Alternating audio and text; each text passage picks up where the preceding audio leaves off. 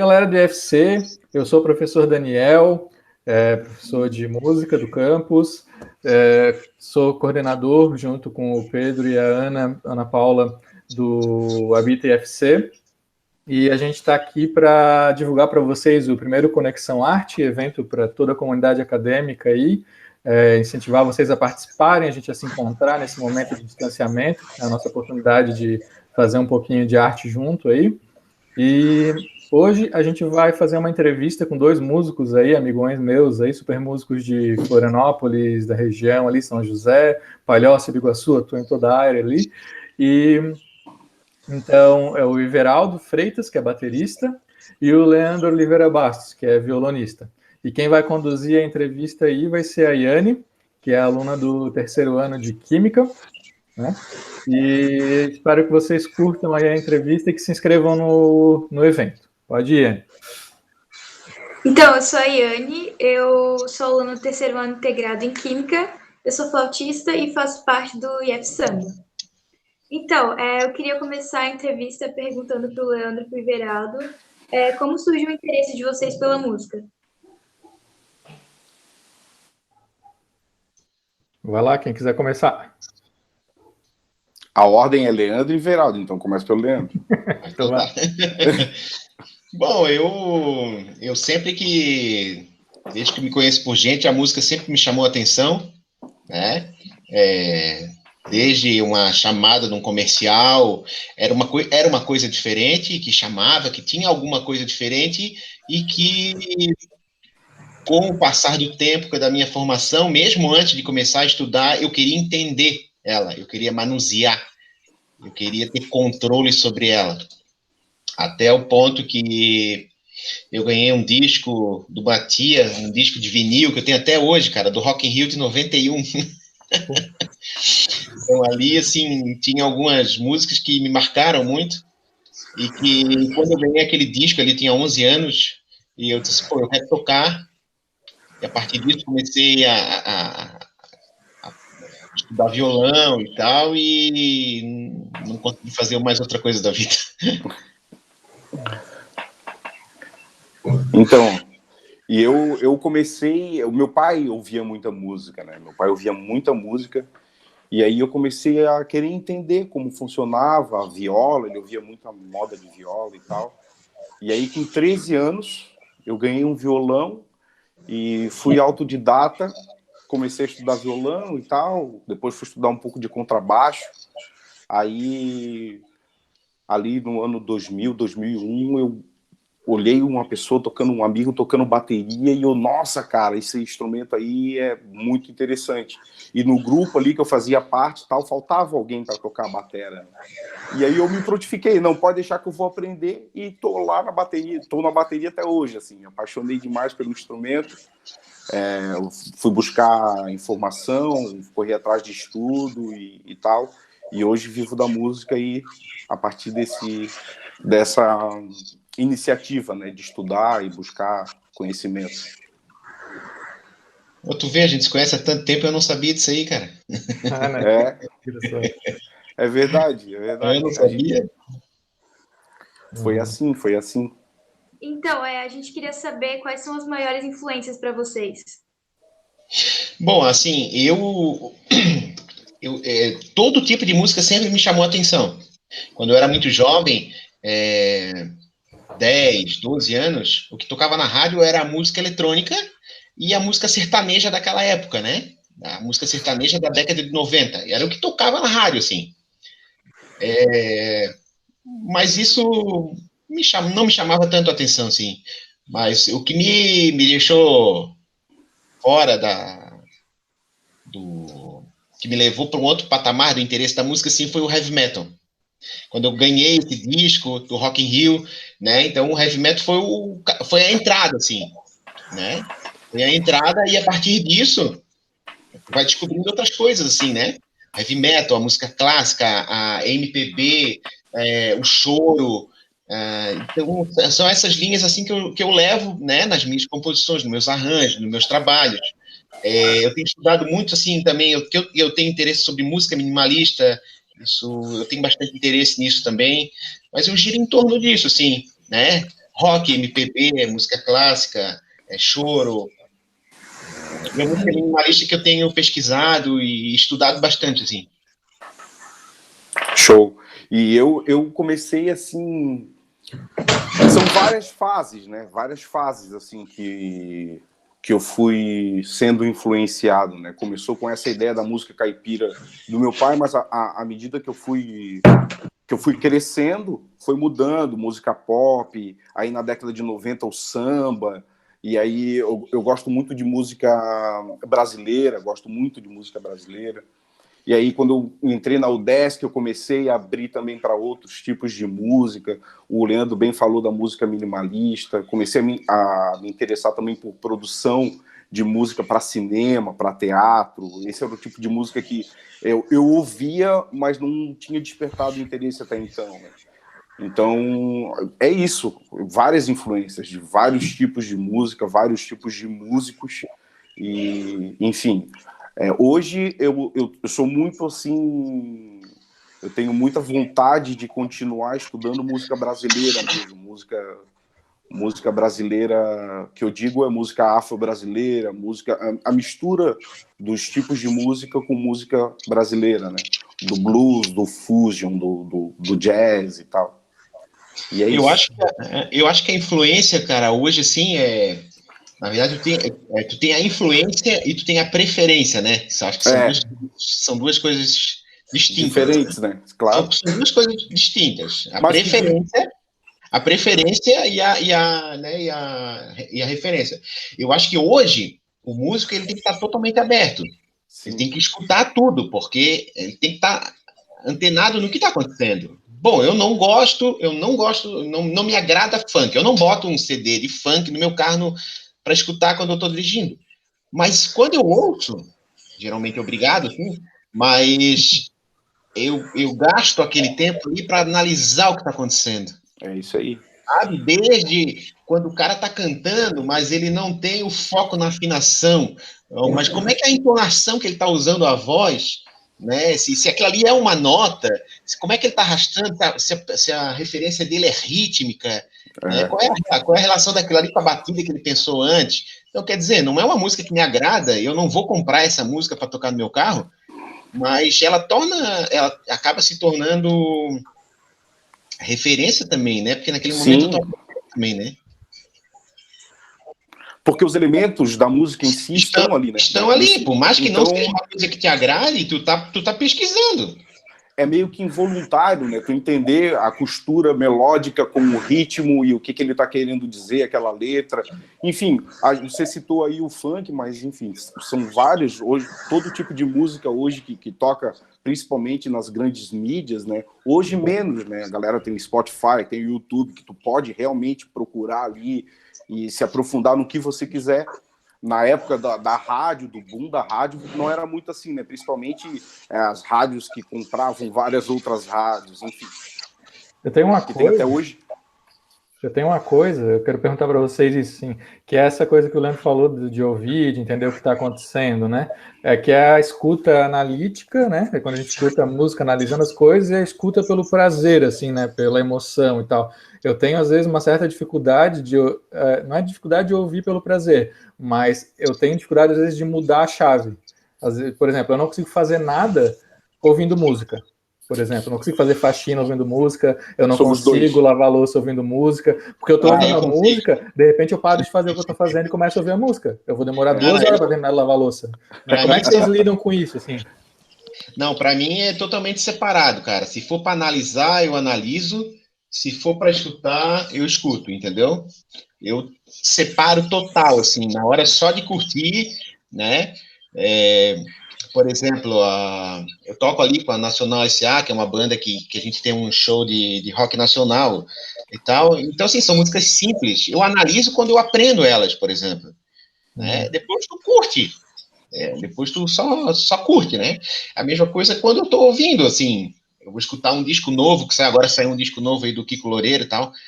Cara, sabe o que eu fiz para escutar esse disco, cara? Fui ali na minha esteira e escutei, assim, como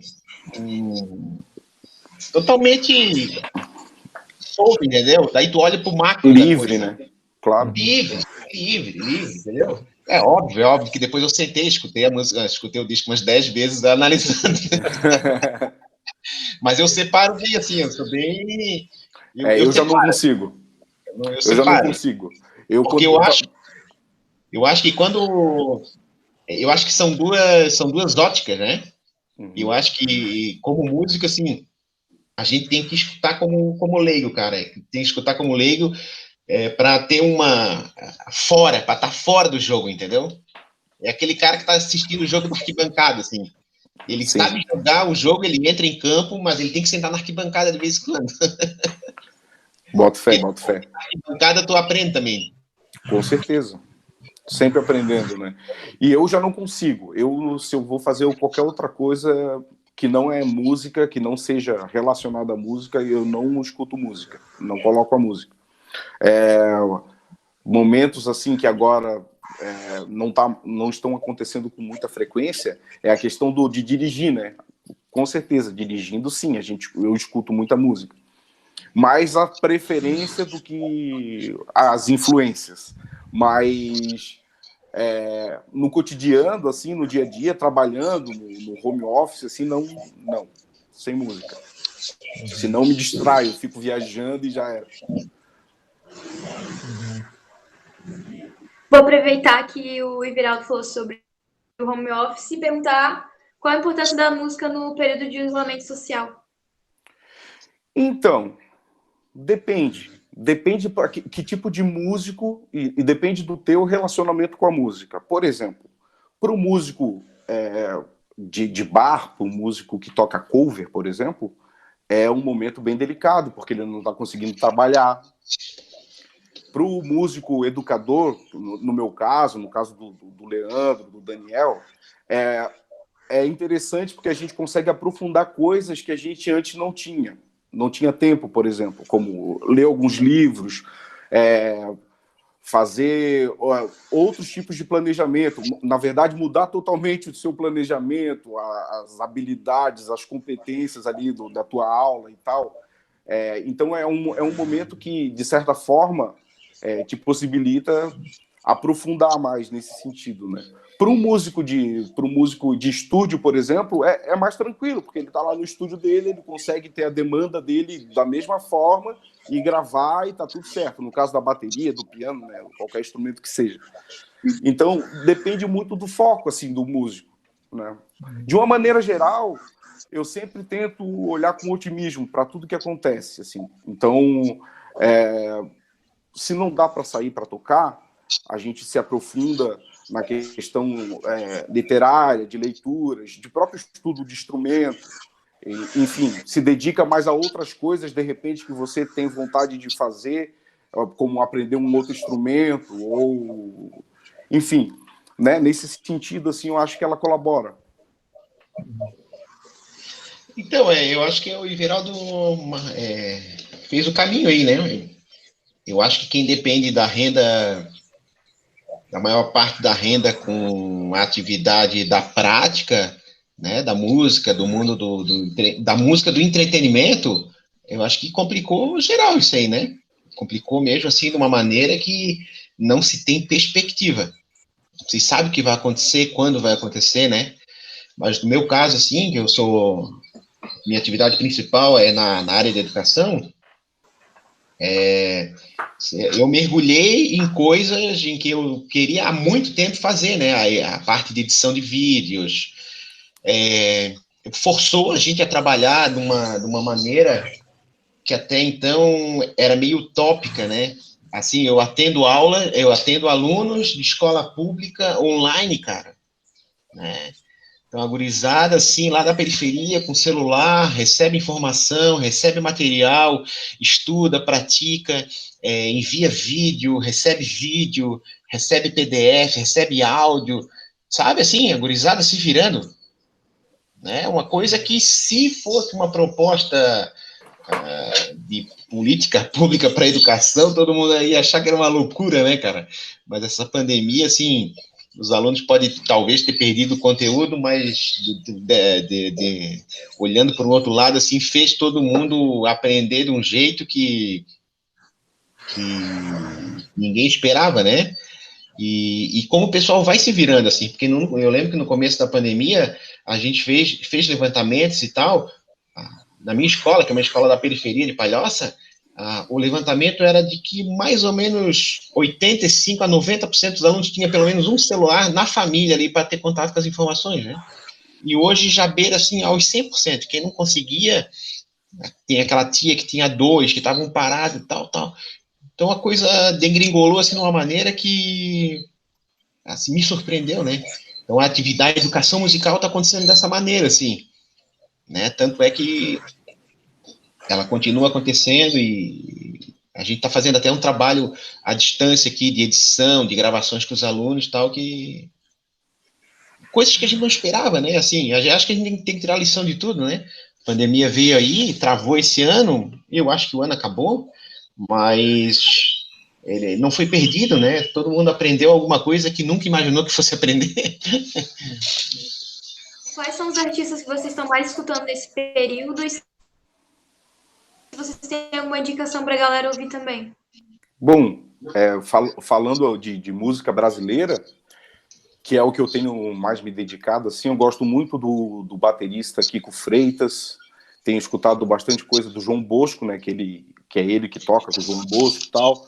Tenho escutado também o Cuca Teixeira, que é um batera fusion aí, brasileiro também muito bom, que tem um jeito de tocar muito, muito legal. Tem bastante diversidade, muita brasilidade nas coisas que ele toca, então eu gosto muito. Enfim, se for falar de baterista, né, existem vários, assim, que eu gosto muito. Então, eu tenho tentado descobrir algumas coisas diferentes, assim, e eu fiquei encantado, assim, pelo pessoal da banda Scalene, não sei se você já ouviu falar. Não? É uma banda, eu tô aqui, sei lá, dando um chute, assim, eu acho que é uma nova geração do rock nacional, assim, tem uns caras ali que eles compõem muito bem, sabe? A questão de composição, assim, um rock em português, tal, me chamou muita atenção, cara. Não os primeiros discos deles, que a banda já tem quase 10 anos e tal, agora que tá aparecendo, mas os últimos discos, assim, a poesia, a coisa da composição, do arranjo, cara, é uma gurizada muito nova, cara, assim, que não tem 30 anos e tá fazendo uma coisa, assim, numa maturidade, entendeu? É tipo assim, é o que a escola da geração do rock nacional fez lá com 20, 30 anos, essa gurizada tá fazendo agora, entendeu? Então, tem me chamado muita atenção, assim, o Scalene. Cara, eu ouço muitas coisas, eu pensei isso, sim, né? Que eu tenho escutado os discos deles, assim, que me chamam muita atenção. Eu vi ali uma maturidade musical muito grande para um pessoal que é muito novo. Uhum. Sim. Posso fazer a última pergunta? Sim. Vai. Pode. Então, a gente queria saber se vocês têm alguma dica para a nossa comunidade acadêmica para eles gravarem algum vídeo de música em relação a gravar com celular, a preparação e a algum programa de edição específico. Sim, eu tenho feito. Uma das coisas que a pandemia trouxe para a minha vida foi essa questão da tecnologia. De duas maneiras. O primeiro, estudar com pesquisas, de forma gratuita mesmo. Tem muita gente que oferece esse tipo de curso, mas se você pesquisar de forma gratuita, você acaba aprendendo alguma coisa, nem que seja um início, né? De conseguir, por exemplo, vincular seus conteúdos de forma mais eficiente, mais eficaz no YouTube, nas redes sociais de maneira geral, Spotify, TikTok, tá aí, que tá bombando, né? Uma forma de vincular e fazer crescer como é que eu posso te dizer? De aumentar o teu público, né? E uma outra coisa é essa, de gravar vídeos, e como eu falei ali, de estudar outras coisas e poder gravar, se ver fazendo outras coisas, tentar misturar essas coisas, entender que som que você consegue fazer sozinho. Então, a dica que eu posso dar, a dica que eu dou para vocês é um aplicativo de celular que chama VivaCut. e que ele é muito interessante, porque tu consegue fazer vários takes, consegue ter ali uma referência de metrônomo, até mesmo de ouvir o que você já gravou para depois você gravar em cima. Então é bem interessante, depois você pode juntar tudo, né, e fazer editar e fazer um vídeo tocando várias coisas ao mesmo tempo e se ouvir, né? Acho que para estudar é legal. Eu acho que para fazer esse tipo de uma inscrição de um curso aí, de um festival de música, por exemplo, vai ajudar bastante, E experimentar, por exemplo, com o meu equipamento, com o meu celular, para gravar determinadas coisas na bateria, é legal usar, por exemplo, o microfone aqui do microfone do celular, né? Esse do fone. E dependendo do instrumento e dependendo do aparelho que você tem, o som fica melhor você usando o próprio microfone do celular. Então aí você tem que ir experimentando para ver o que soa melhor aí, né? Mas o VivaCut é um ótimo aplicativo para edição de vídeo. Você consegue fazer várias coisas nele. Várias coisas mesmo. Inclusive, gravar o vídeo e o áudio separado e depois juntar eles com o próprio aplicativo. Isso é uma vantagem muito grande, né? Você consegue qualificar muito mais o seu som. Legal. E é isso. Bom, assim, eu tinha o Vegas adquirido aqui já há muito tempo, mas eu não conseguia ter tempo, não conseguia trabalhar para aprender e tal. Tinha um manual. Mas com a pandemia, foi a primeira coisa que eu fiz, assim, eu caí de cabeça naquilo ali, assim, caí de cabeça mesmo, acho que eu fiquei umas 3 semanas, assim, sabe, igual criança pequena com brinquedo novo, caí em cima daquilo ali, destrinchei o programa,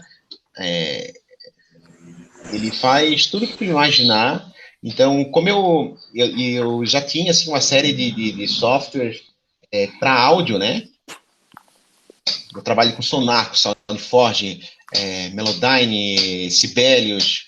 Então, juntar isso tudo, assim, era a parte que faltava para mim, era a questão visual, né? Porque eu sempre me especializei muito em produzir áudio, mesmo que de forma caseira e tal, mas eu conseguia produzir um áudio com alguma qualidade, só que hoje ninguém mais quer ouvir, né? A pessoa tem que ter a imagem. Se tu botar a música ali com fundo preto, ninguém ouve, Depois da MTV, ninguém mais ouve a música, né? Então eu vi que tinha necessidade da imagem. E o Vegas, a Sony Vegas foi o programa de áudio aí, de vídeo que eu escolhi para aprender e tal. Só que, assim, tem umas questões, né, que é legal, assim, que o músico é meio criança pequena, né? Eu tenho meu filho aqui pequeno e tal, ele faz um desenho e tal, ele já quer mostrar pro pai logo para ter uma opinião. O músico é assim também, né? E o músico é assim, o músico toca alguma coisa, aprendeu, fez um arranjo, fez uma música e tal, ele já quer gravar e tal para mostrar, para saber, né, porque não deixa de ser uma, como é que eu vou dizer, a música, acho que não só a música como a arte hoje, eu acho que ela virou quase que, não sei se a palavra é terapia, mas ela virou um culto, assim, para se reconectar, sabe? Eu imagino que seja alguma coisa assim, tipo, eu não sei falar muito sobre isso ainda, são coisas que eu venho pensando há algum tempo, que eu não teci muito bem isso, mas eu acho que, assim como tem pessoas que meditam para dar uma reconectada, tem gente que precisa tomar um estabilizante emocional, eu acho que a música, a arte hoje, eu acho que ela tem esse papel, entendeu? E cada vez mais as pessoas vão se expondo, né, que estão fazendo música, que estão indo para as artes e tal, mostra isso, sim. Porque a gente tinha um conceito que, o cara tocar, tu tinha que ganhar algum recurso daquilo ali, né? Então, tu vê cada vez mais pessoas que têm em várias áreas estabelecidas e um momento vão para a arte para ter parece que uma reconexão, né? Não sei, acho que eu viajei aqui, fugi do assunto, não sei. Não, é meio que uma ferramenta socioemocional, né? É realmente esse distanciamento que a vida atual, né, que a vida contemporânea traz de correria, enfim, esse monte de outras coisas que acontecem no dia a dia da gente, acaba nos desconectando da nossa essência, né? E a música, a arte, de uma maneira geral, acho que é uma forma de se reconhecer, de voltar para si, enfim. E é essa coisa da abstração, né? O cara fica muito focado, vestibular e não sei o quê. É tudo em cima do imediatismo e acaba esquecendo de uma coisa maior, né? De uma coisa que transcende. Eu acho que faz parte. Eu acho que são doses assim de autoconhecimento, né? Às vezes tu sente que tu tá meio irritado, questões que acontecem que te irritam, que tu começa a perder a tua centralidade. Então tu vê que tu tá se irritando com coisas que tu não tem controle. Sim. Então, são nesses momentos assim que eu percebo que é o meu momento de sentar e tocar um pouco, né? Eu preciso tocar. Cara, toquei 2 horas assim. Parece que eu tomei um banho de mar, eu fiquei o dia todo sentado na frente da praia. É isso aí. Não é como se fosse uma. Eu imagino quem medita tal, deve ser alguma coisa parecida assim, né? Ou quem faz, quem pinta, entendeu? Né? Tem tanta reportagem, tanta coisa falando aí sobre a pintura, terapia, papapi, papapá. E cada vez mais a arte tem essa coisa, né, de se reconectar consigo mesmo e esquecer um pouco essa bagunça coletiva que a gente vive e tal, né? Sei lá, pensamentos aí. Por aí. Fugindo do tema aí da emenda. Legal. Gente, queria agradecer imensamente vocês aí pela disponibilidade, pela participação. Foi super rico ouvir vocês, assim. Esse finalzinho aí foi bem legal também, assim, bem massa, assim. Acho que todo mundo está precisando um pouco ouvir, né? Essas coisas, assim, como a arte tem essa coisa do alívio, do terapêutico mesmo, assim, né? Acho que nesse momento está todo mundo sofrendo tanto, acho que é isso mesmo, né? Acho que a música tem, a arte, de maneira geral, tem essa coisa de alimentar, né? Seja o que a pessoa acredita, se é a alma, se é o cérebro, se é, enfim, né? Alimenta. Com certeza. A química do cérebro. Mas, nossa, queria agradecer demais vocês, assim, se vocês quiserem falar aí alguma coisa final. Então, queria agradecer também o convite, dizer que é uma honra poder falar e atingir aí a galera. Espero ter colaborado com todo mundo e fico à disposição aí, quem quiser, @profives lá no Instagram. Tamo junto. Obrigado aí de coração. Eu também queria agradecer o convite. Eu queria agradecer aqui, rever os amigos, Daniel, Geraldo, prazer em conhecer a Yane, que a gente está disponível aí também para trocar ideia, tocar, gravar, viver aí. Yane, teu tchauzinho para a galera aí também, os colegas. Eu queria agradecer o Leandro e o Everaldo, né? Foi bem enriquecedor. E para acompanhar o evento que vai ter. E obrigado por todo mundo ouvir e assistir.